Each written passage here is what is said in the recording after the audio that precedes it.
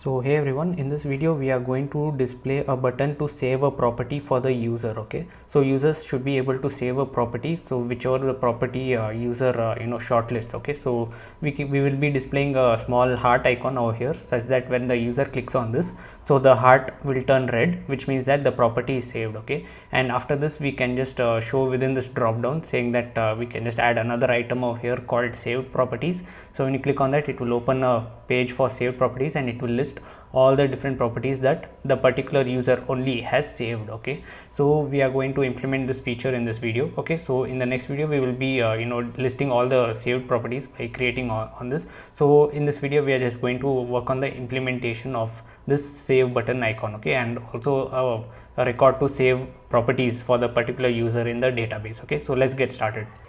So this is the button which we will be using from AndDesign, that is float button. Okay, so you see that this is a button which will be floating around as a this is actually fixed within your page, and whenever you scroll this will remain in the same position. Okay, so we are just going to use this and a little bit of CSS positioning to have this button fixed over here at the top right. Okay, so let us import this button within our properties within our properties, and then we can just pass in that particular property that we want to save. Okay, so back to our code, within the components folder we can create a file to save a property. So let's call this save property. All right, so inside this first let me just sketch a component, and yeah, so now we can just start by importing the float button. Okay, so I'm just going to auto import, so float button. Okay, so you get some suggestions also. So also let's replace this ending tag also with that, and within this float button we just need to pass in some props. Okay, and my bad, this should be a self-closing component, and let us pass in the props like the icon, okay, which we want to show as inside the button. Okay, so this particular icon, so for now it's showing this document icon, so we can just show in the heart icon. So we have a prop called icon, and inside that we can just pass in the particular icon for that is heart. Okay, so let us import that heart outline. So once the user save the property, so this heart outline will change to heart filled. Okay, and that field will be of red color. So we can just close this up, and then we can pass in some other props like the style attribute. So the style, we just need to pass in a particular position, okay, of CSS, that is absolute. So by positioning this absolute thing, so it will position this icon on the top right of the parent element, that is the card, right? So that is why we need to we need to define the card as a position relative. So let us just manually do that. So I just didn't want to put it everything inside my globals.css, so I just wanted to show you how exactly this works. So that's why I'm just typing it manually.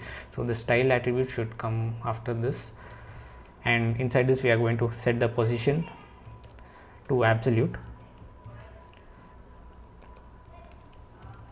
Okay, and then we are going to give it some gap, so that is from top we give a gap of 10, and then on the right, that is we can also say it as 10.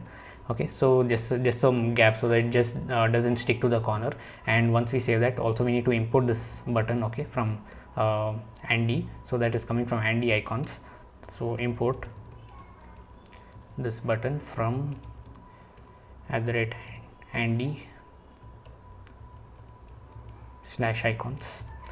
Alright, so once that's done, we can now import the save property within our property cards. Okay, so this property cards, which we have it over here. Okay, so we have built that component, right, in one of those videos. So let's go right above this card, and then we can import the save button, save property. Okay, and we can just close this up, and later we'll also be passing some props inside this, like the property ID and also the property information, so that we can save the property the saved property within the database, okay, for the user.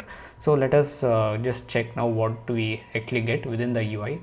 So if I just go back and make a refresh, so actually this I also need to do it for the horizontal layout as well, right? So let us just copy this and paste it also over here again inside this column.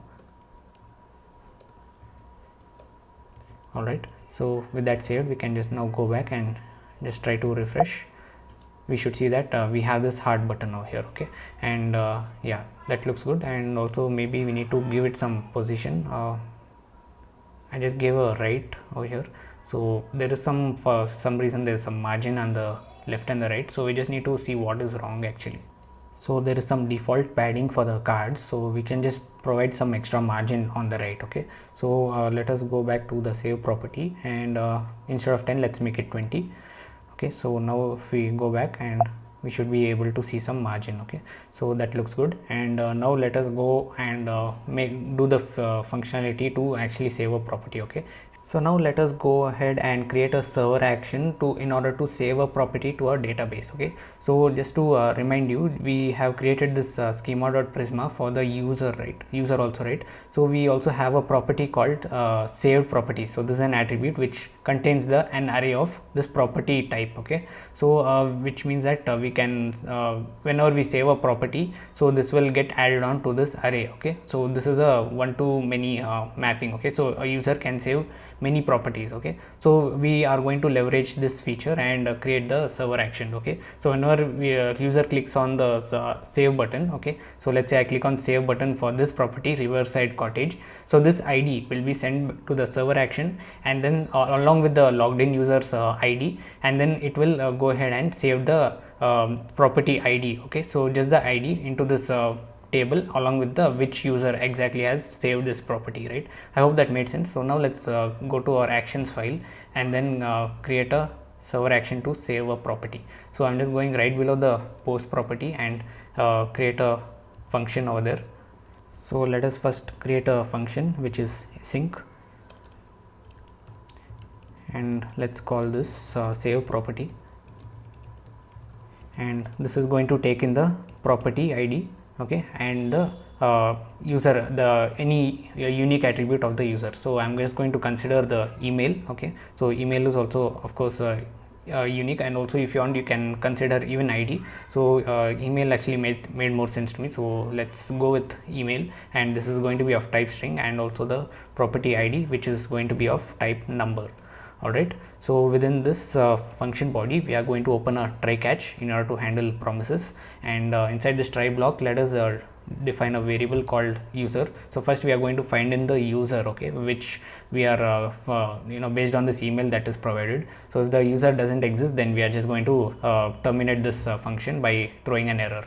So let us get the user. So that is coming from db.user.find1 or find unique. Okay, so this is since this is a unique attribute that we are finding within our users table, so we need to use this particular attribute, and inside that we are going to provide a where clause where the email should be the exact email. So this email, okay, corresponds to this email that we are passing. All right, so then we are going to also include the saved properties. Okay, so since we already have this mapping, right, for the saved properties within our schema.prisma, so we can also include that. This is like populating that information inside this. Okay, so let us include the saved properties and set this to true. All right, and inside this, now let's check if the user exists. So if user doesn't exist, then we are just going to throw an error. So throw new error saying that user doesn't exist. All right, so after that we are just going to, once this check is done, we are going to check if the property is already saved or not. Okay, so if the property is saved, then we want to unsave the property. Okay, so if the property is already unsaved, then we want to save the property. Okay, so this is like a toggle switch. Okay, so we are just going to completely do this inside this server actions file, and also if you want, you can just implement this logic even in the save property file, but I always any kind of logic that we are coming up with any kind of database, so we can just, it is always a good idea to do it always in the backend, right? So that is the server actions file.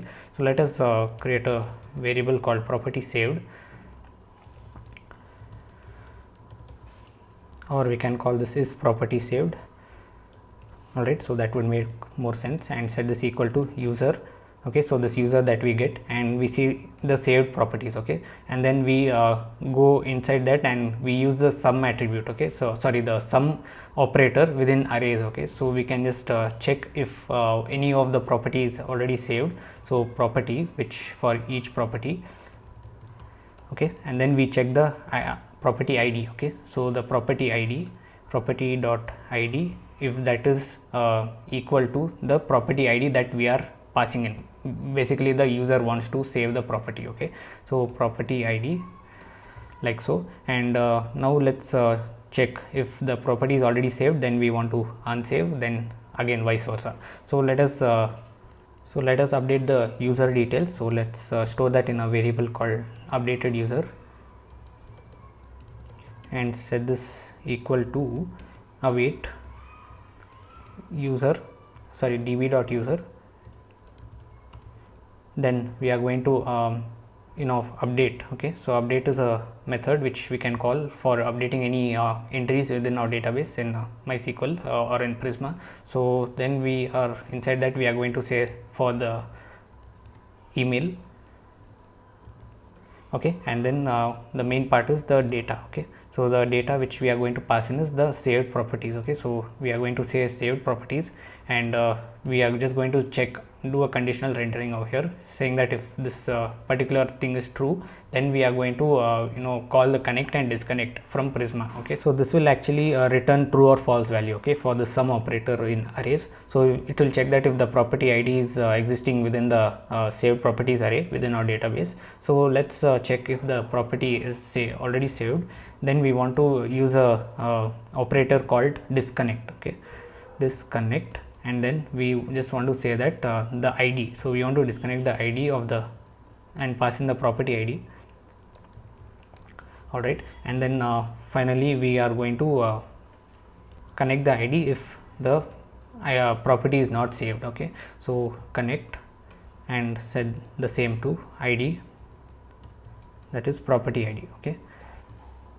So let me just make it clear if you have not understood. So we have this saved properties, which is an array of this property type, okay, so we are just storing the IDs of the property. So now we actually check if the property ID which the user wants to save is already saved, okay, so if it is already saved, then we want to unsave the property, since I told we want to toggle that, okay. So if we if the property is unsaved, or if it is not even saved, then we want to save the property. So that's why we use the connect and disconnect operators within this, okay. So the id which we want to connect, so this will connect the property id, which is the default one and the primary key, to this user table, okay, and this will keep on adding as many properties as we save, okay.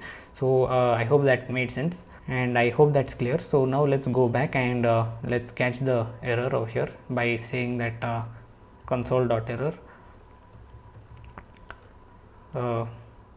saying that error saving property, and we can just pass in the error.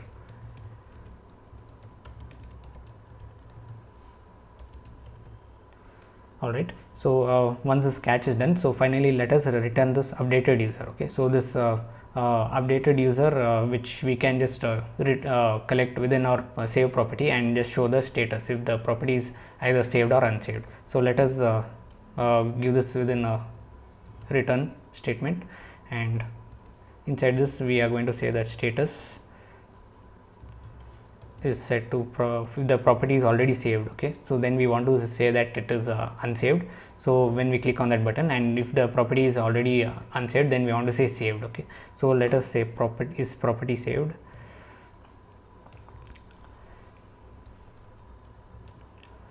okay, and set that to unsaved, property unsaved successfully, or you can just say a property unsaved, okay. So then we can put an else statement and say that property saved.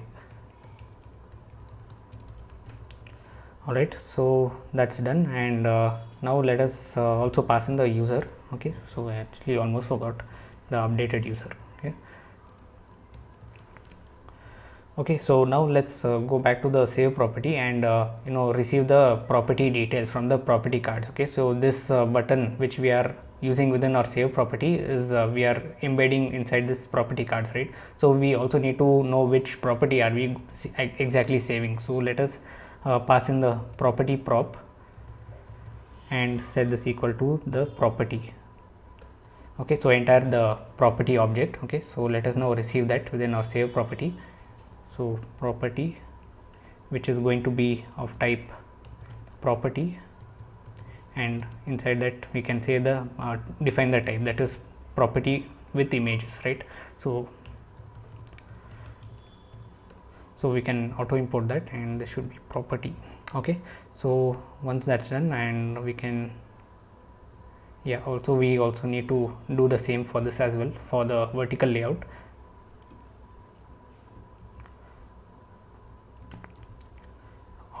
All right, so now also we need to create another server action to get the user details, okay, which will include the saved properties, right? So we want to check if the particular saved properties, if we want to display all that properties which are saved by the user. So already if the property is saved, we want to show that heart icon in red color. So for that we need the user, right? So we first can create a function which is async again, and set this equal to get user. Okay, so let's call it get user, and inside that we are going to pass in the user ID, okay, and which is going to be of type string. All right, and inside this first, if you would like to, you can just try this on your own, because we have already done this. Okay, so we just need the saved properties along with the current user information. Okay, so you can, if you want, you can just go ahead and try this out. So let us now open a try catch. Okay, and inside the try block, let's get the user and set this equal to db await db dot user dot find, so that is find unique, and then we need to pass in the user ID. Okay, so let's say that where ID is equal to the user ID that we are receiving as arguments, and so that's it. And also we need to include the saved properties, right? So let us also provide that include and set saved properties and set this to true. Okay, and also we need the images, right? So also inside this saved properties, we can also say that we need images. Okay, so inside that again we can use the include method and say that we want the images of the properties to be true. Okay, so we are also getting the images of that, and also we just need the we just need to finally return the user. Alright, so if there is any error, we can just throw this right away. So error fetching user, and then pass in the error. Okay, so it's giving me an error here saying that, okay, so this is actually going to be of type number, sorry. And once that's done, we can finally export these two functions, that is to save property and get user.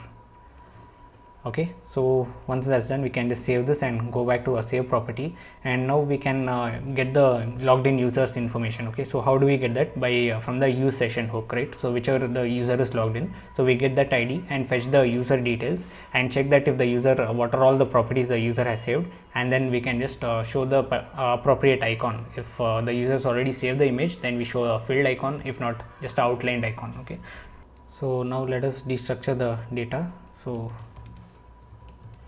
which is coming from okay, we can rename this to session,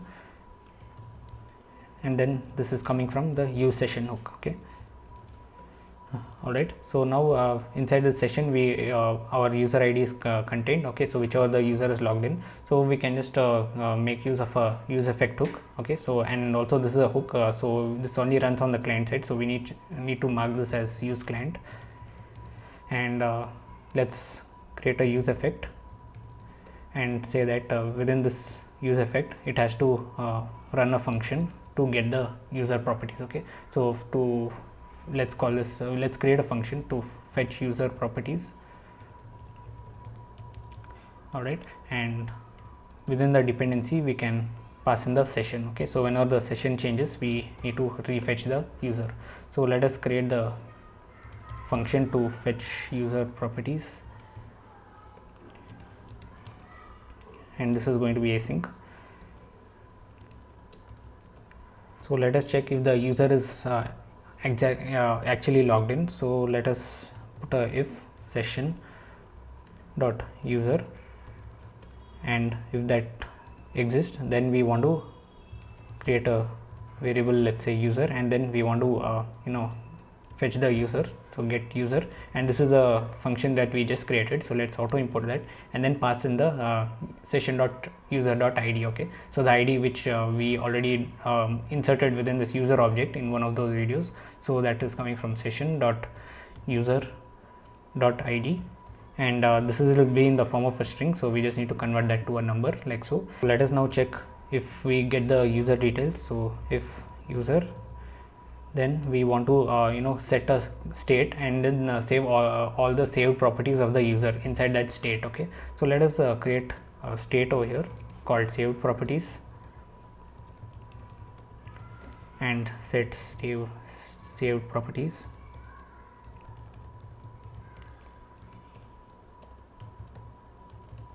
And initially this is going to be an empty array. Okay, and the type of this is going to be the property with images. Okay, which is going to be an array of that. Okay, so property with images and an array of it. Okay, so once that's done, we can just say that saved properties, set saved properties, and then pass in the user user dot saved properties. Okay, all right, so once that's done, we can just save this. And so now that we have this user saved properties, we can just create a variable like if the property is actually saved. Okay, so we can create a variable called is property saved and set this equal to this saved properties. Okay, so again this is the same logic that we did over here, and we can just say that property saved properties, so within this array, so saved properties dot sum. Okay, and then we are going to check for the property. So for the property id, property dot id, if that is equal to this property that we are receiving as props. Okay, so that is the property id again. Okay, property dot id, and so this will give us the status if the property is either saved or not, so true or false values. So based on this variable, we can do a conditional rendering over here saying that if the user is if the property is saved already, then we want to show a filled icon, else we just want to show a outlined icon. Okay, so let us conditionally render this. So inside this icon prop, we can say that is property saved. If that is saved, then we want to show a outlined icon, then else we want to show a heart outlined. Okay, so let us use this, and let's replace this with filled. Okay, and let us import this as well. Okay, so the default color of this heart filled will be black, so let us change that to red. So let's change the background color, I guess, or it's just the icon, right? So it should be color, and change that to red. And once that's done, alright, so now we can just go ahead and just see what we actually get. Okay, so back to the properties page, if we just give it a refresh, so for now none of these properties are saved by the logged in user, so that's why we see all outlined icons. So once if I just change this logic from by putting a not operator, so we should be able to see red heart icons. Yeah, there we go. So when I click on this button, it should turn red, and again if I click on this, it should turn white or outlined. Okay, so now let us go ahead and start implementing this logic within our save property. So let us use a on click handler inside this float button, and to call a particular server action, that is save property. So when we click on this button, it should call the function. Okay, so let us define this inside a function called handle saved property, and then pass in the property dot id, and then the logged in user. Okay, so that is coming from session dot user dot id, Okay, so let's now go ahead and create this function. Okay, so let us also interpret this or annotate this to as a string, because by default this is going to be a string. So before TypeScript else it does. Okay, so let us go right before the return statement and create that function, that is handle save property.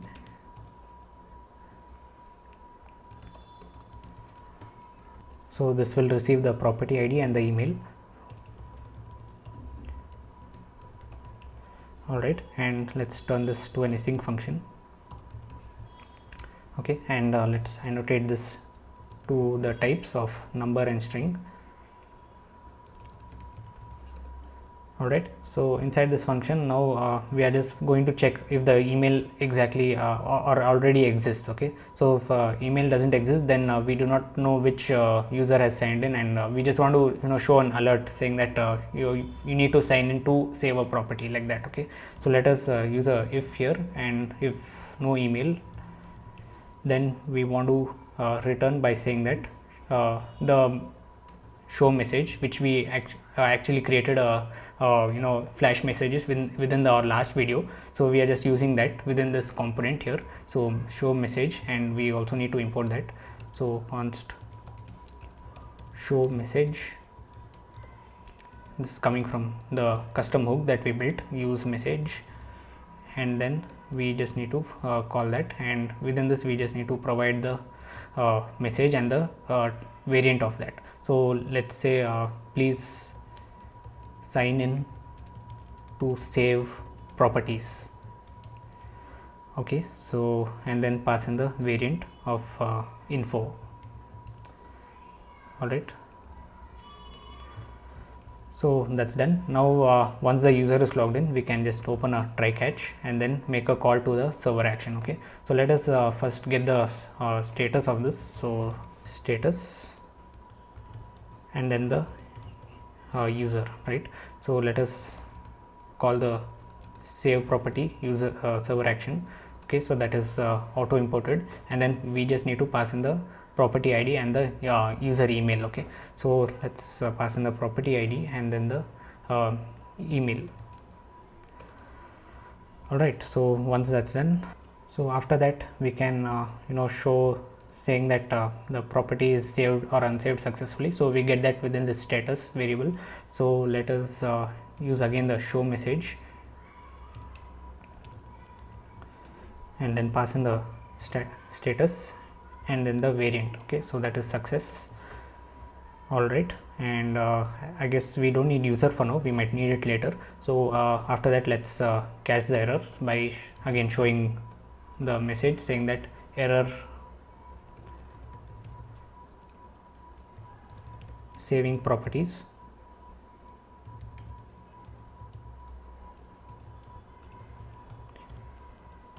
And then pass in the variant of error. So let us also assign the type for this status and set this to a string, and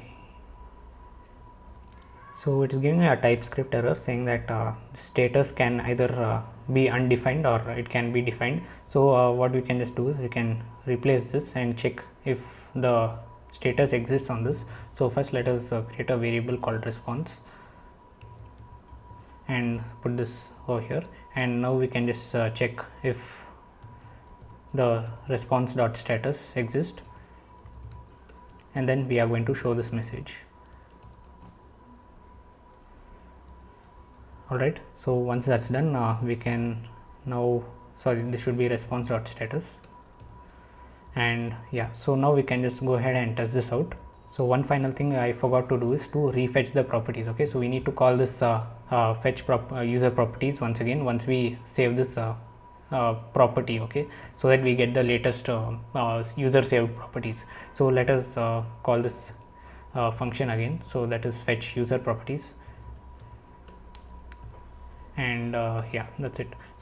So once that's done, we can just go back to the page and test this out once. So now I'm currently logged in over here. So if I just click on this heart button, and now we should probably be seeing some this button changed to red, but for some reason it didn't. So let us check what's wrong. So it's giving me an error here in my terminal saying that user doesn't exist from our server actions file. Okay, so I just made a mistake while recording the video. So this should be session.user.email. Okay, so because email was the unique attribute that I decided I will go with, so I just also need to change this to email, okay, from id, and now it should probably work. Okay, so let's now go back and refresh this. So now if I just click on this save button, it should, yeah, there we go. So we get the message saying that property saved, and then the button turned into a filled icon. Okay, so just a small mistake. So this is actually conflicting with the property id that we are receiving from props to this function argument. Okay, so we can just change this name to any other except for this property. So I'm just going to change this to p. Okay, so which stands for property. So that property id, if that is equal to the property id that we are receiving from the props, then we set this value to true or false. Okay,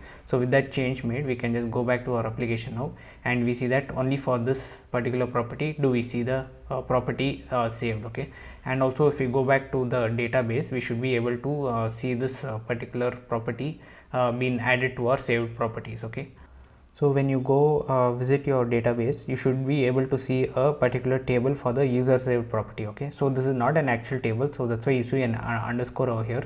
This is because we have given a many to many relationship between the property and the user. Okay, so a user can save many properties, and one particular property can have many saved users. Okay, so many users can save that property. So that's why when we have such a situation, we get another table like this. So when we query on this table, we get two mapped values. One is a and b. So the first one is the property id, and then the second one is the user id. Okay, so these are the two distinct primary values, primary keys between those two. So if you see that we have this a for 37, which is the property id. So when we query on the property, we should have the id of 37, that is Riverside Cottage, that we just saved, and also the user. Okay, so this is the user, that is 11, that which I am actually logged in, and that is the user which is being saved. Okay, so that is what the user id is being saved here within the b column. Okay, so this is how it is actually saved within your MySQL workbench. So now back to the application. So if I click on this button again, so this should unsave the property, right? So if I click on this, you see that property unsaved, and we no longer see the filled icon. And now if we go back to our database and make a query there, and you see that we do not have that relationship between the user and the property.